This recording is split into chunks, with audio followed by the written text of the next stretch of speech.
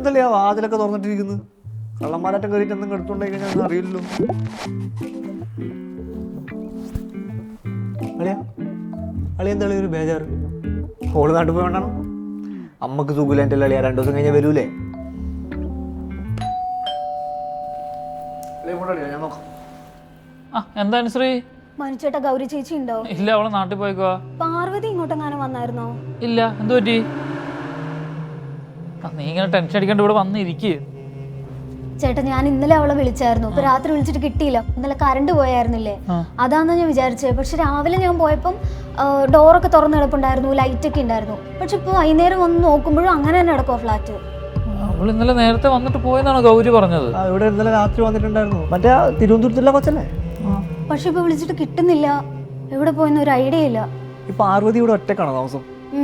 മുമ്പ് ഒരു കൊച്ചുണ്ടായിരുന്നു, അവള് കല്യാണം കഴിഞ്ഞ് പോയതിനു ശേഷം ഒറ്റയ്ക്കാ. ഒരു 2 ദിവസമൊക്കെ ഓഫീസിൽ പോകുന്നുണ്ട്, പിന്നെ ബാക്കി 3 ദിവസം ഇവിടെ തന്നെ ആയിരിക്കും. അപ്പം എവിടെയെങ്കിലും പോകുന്നുണ്ട് എന്നോടോ ഗൗരി ചേച്ചിനോടൊക്കെ പറഞ്ഞിട്ടൊക്കെ പോവുള്ളൂ. ഇതിപ്പോ ആദ്യമായിട്ട് ഇങ്ങനെ എന്താ ചെയ്യാന്നൊരു ഐഡിയ ഇല്ല. ഒന്ന് അന്വേഷിക്കേട്ടാ.